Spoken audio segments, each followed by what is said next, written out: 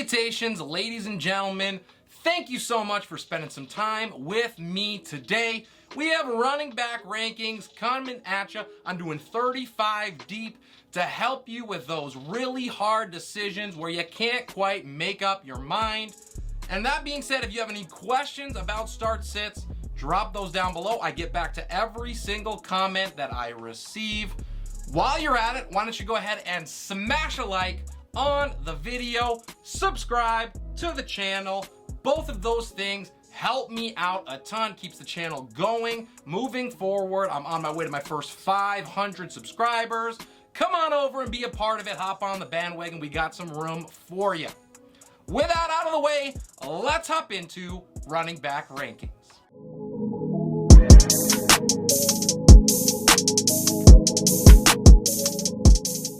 We have 4 players in the top tier, and starting it off, it is Jonathan Taylor at home against the Chiefs. He had just 10 touches last week. I will never understand it. I think Indy finds a way to at least double that against Kansas City. They're going to need all the help that they could possibly get, and there's no one better to offer it.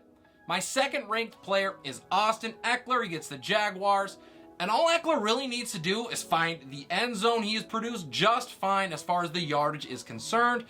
Maybe if Sony freaking Michel was not the guy on the goal line, the Chargers would score. Just a thought. My third ranked player is Joe Mixon. He goes against the Jets on the road. He's averaging 114 yards of total offense, and he gets a Jets team that is bottom 5 at stopping the running back position. The Bengals are desperate to get right, so this just feels like an exploding volcano potential in this game for Mixon. At 4, it's Dalvin Cook, fresh off a big letdown on Monday night against the Eagles. I'm not sure what offense that we saw there. I'm going to blame Captain Kirk on this one and toss it out the window. I think Cook gets right against one of the worst run defenses in the league at the moment. To 5, I have Nick Chubb against Pittsburgh.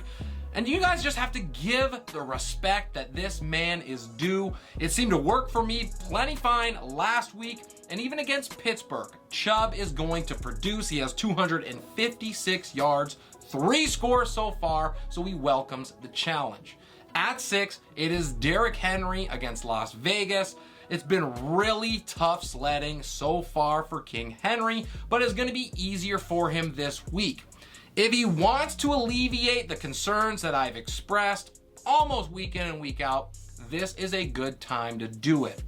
To 7, I have Christian McCaffrey against New Orleans. He's a little bit lower than the consensus. I've been hesitant to place him in the top 5, but that has worked for me so far. And this is not the matchup to do it in. McCaffrey may have all the talent in the world, but the Carolina Panthers offensive line does not. My 8th ranked player is Sequon Barkley, and he was just about as unimpressive in week 2 as he was awesome in week 1. Dallas's defense, however, did give up 127 yards on the ground to Leonard Fournette back in week 1, so there is a possibility that Saquon can bounce back in a big way if he gets some help up front. To 9, it is Deandre Swift traveling to Minnesota. He had just 7 touches last week, so that had me a little bit worried. But then you look, and he was still a top 5 back with that small of a workload, so it is easy to look past. My 10th ranked player, and starting out tier number 3, is Leonard Fournette against Green Bay. I think the workload here is going to be huge because Mike Evans is currently suspended. Brady's options are going to be few and far between, which means Fournette gets fed. To 11, it's Javonte Williams against San Francisco. He was able to get the 60-40 split last week in his advantage. He has yet to fully cash in with a memorable performance. Now, if Denver's offense as a whole can get on track, he definitely will break out soon. The last running back one that I have for week 3 is none other than Aaron Jones against Tampa Bay. He stormed back with authority last week. He racked up 170 yards and a pair of scores. And while Tampa Bay is 3rd in the league against backs as far as allowing the points, it's under 10 a game. Jones' usage in the passing game gives him a solid floor and makes him a safe play. My lucky number 13 this week is David Montgomery. He gets Houston at home. He exploded. Absolutely went off in week 2, and he gets a great matchup against a Texans team that allows over 24 points a game to the position. He also looks like the Bears' only hope on offense, so he's going to continue to get plenty of touches. Next up, and at 14, I have Naji Harris traveling to Cleveland. He certainly did not look great last week. He's been dealing with that nagging foot injury, and his 2.8 yard per carry average thus far does not instill much confidence either. Now, if he sees the passing game usage that he did in week 2, when he saw 6 of them, instead of week 1, where he had 2, he is going to pay off this ranking. Next up, at 15 and headlining my 4th tier, I have Antonio Gibson against Philadelphia. Gibby has quietly put together back-to-back top 15 performances. Although I will say last week he kind of looked pretty shoddy against that Lions defense, and he also saw his usage in the passing game cut in half. Philly looked great against Dalvin Cook on Monday night, but I am betting on a 3rd straight finish in that top 15. My 16th ranked player is James Conner. Now, this is a situation that we for sure need to monitor. Conner is expected to play against Los Angeles. Now, he has not looked great at all thus far this year, but he's also basically the only show in town for the Cardinals, and we have seen what he is capable of when he gets rolling. Moving on to 17, I have A.J. Dillon. He may have come back down to earth and took a backseat to Aaron Jones in week 2, but he still has 158 yards and a score through a pair of games for the Pack. He's also racked up 34 touches already, including 6 of those in the passing game, so I'm going to buy that usage. My 18th ranked player, I have Daryl Patterson traveling to Seattle, who allow 21 points a game to backs, and Patterson has big time upside that he already showcased in week 1 against the Saints. I am not too worried about Tyler Allgeier either. This is Patterson's backfield, and I expect him to do plenty with it against the Hawks. Josh Jacobs is my next guy. He's my 19th ranked player, and he's averaging over 15 touches a game, and he has over 150 yards on the year, but his passing game work has absolutely plummeted from what we saw to end last year. Tennessee has been brutal against backs thus far, so there is risk here, but it's the Raiders, so there's also some touchdown upside. Rounding out my top 20, Miles Sanders travels to Washington. He has 2 finishes in the top 18 so far, and he has shown himself to be extremely efficient, as he's always been. The difference is Philly has finally committed to getting this guy the ball. If he continues to get over 17 touches per game, he may find himself in top 15 territory pretty soon. To 21, and with a little hesitancy, I have Clyde Edwards-Helaire against Indianapolis. I know the numbers have been deceiving so far. I talked about it a little bit on the previous video, but they do still count. Until the production absolutely stops and cuts off, I am rolling him out, especially against a Colts team that just got shut out by Jacksonville. My 22nd ranked player, and headlining my 5th tier, I have James Robinson against the Chargers. J-Rob, he has 2 finishes in the top 8 so far in the season, so this does seem a little bit low. And if he continues to score touchdowns, I'm going to have to give him some more respect. Now, if he was more efficient, I would already have done that, and he would be a set-it-and-forget-it candidate. But he has not been. It's been about the volume, and slowly creeping up is Travis Etienne. To 23, it is Jeff Wilson Jr. He gets Denver, and he stepped right into that workhorse role for the 49ers. He totaled 20 touches, and it was a great way to build some faith for owners. He also had a top 15 finish, so that does not hurt either. The only issue here is that nobody allows fewer points per game to the position than the Broncos. Next up, and my last RB2, is Rashad Penny against Atlanta. Good news, bad news here for Penny. The bad is that Penny had just 6 touches against San Francisco. However, the good is that still out-touched Kenneth Walker with that limited usage. Now, the Falcons have been surprisingly tough against rushers thus far, but Seattle showed last week that just letting Geno try to sling it around the field is not going to work either, so I expect more usage against Atlanta.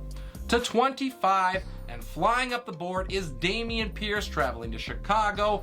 Meet the new RB1 in Houston. It took far less time than I anticipated. Pierce looks to have that role in the bag. He was able to rack up 77 yards on 16 touches with it. And the Bears are giving up nearly 23 points per game to running backs. So what am I missing here? I'm seeing him in the 30s. In other people's rankings, I don't get it. I am aggressively ranking Pierce versus consensus, and I feel really good about it.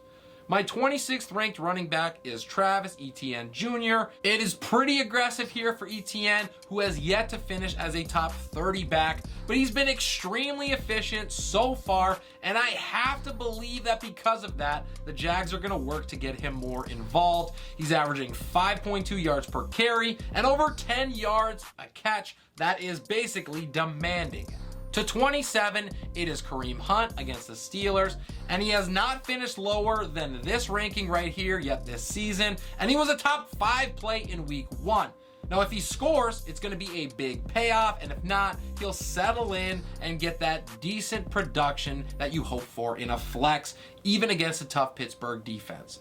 To 28, at the top of tier 6 is Ezekiel Elliott on the road against the Giants. And let's be frank about this, Zeke does not even deserve this ranking at all, and he's certainly not in the RB2 conversation. So whoever's putting him there still, get your mind right. But I have to cave in and rank him as a flex option because for whatever reason, Dallas is bound and determined to get their money's worth out of Zeke. Spoiler alert, they are not going to. Zeke has not gotten inside the top 45 yet this year. To 29, I have Daryl Henderson Jr. traveling to Arizona, and who really knows if it's Henderson or Akers who's gonna get the majority of the looks this week, but Henderson has been able to post 2 straight RB2 finishes, so I'm gonna roll with him. Arizona allows nearly 26 points a game to running backs, so one of these two is in for a big week. The last player in my top 30 is Damien Harris against Baltimore, and if he is good to go, he had a little bit of an injury scare towards the end of last week, he will be fine against a Ravens run defense that does rank near the middle of the pack against the run. His increased usage in the passing game is also encouraging, and as a top 5 back last week, he flashed that upside that you want. Breece Hall is up next at 31. He had only 8 touches last week, but he was still able to finish as an RB1 due to his incredible efficiency and that touchdown catch. The Bengals look like a mess right now. I am buying the upside that he has at this flex position. It only is a matter of time before he breaks out completely. Next up, and into tier number 7 now, is Melvin Gordon against San Francisco. And even though he has remained involved, this is definitely not the production that we were hoping for from that 40 side of the split in the Denver backfield. The Broncos are yet to find a rhythm at all, but I believe that they are going to sooner rather than later. Gordon warrants a flex ranking here, and that's going to be for the first time all year. To 33, it is Jamal Williams against Minnesota. He is not going to blow you away unless he vultures a touchdown, but Williams is going to have a decent floor, especially with Deandre Swift questionable health right now. If you're looking for upside, though, you are better off somewhere else. Speaking of upside, at 34 is Tony Pollard. He travels to New York, and if Dallas would actually just commit to this dude, he would be an easy set it and forget it, top 20, maybe higher play every single week. But until then, we just hope that he hits on his limited touches, just like he did last week when he finished as the RB3 on just 13 of them. My last running back that I have ranked is going to be Cam Akers. He had his opportunity in week 2. Unfortunately, he did not quite capitalize on it. He had 17 touches for just 62 yards. He still was able to finish as a decent flex option, though. That's where we have him here. And low-key, this could be his breakout week. Only 3 teams allow more points to backs than Arizona. That'll do it for today's video. I really hope you guys enjoyed the content. Let me know how I did on my rankings. Even if you disagree with them, I want to hear about it. The engagement is why I do this. Go ahead and smash that like button for the video. subscribe to the channel. All of that helps me out so very much, and I greatly appreciate it. To all of my current subscribers out there who are sticking with me, thank you, thank you, thank you. Couldn't do it without you guys. You are the best. This is Relentless Press. I am your host, Abriam Opats, and we will see you next time.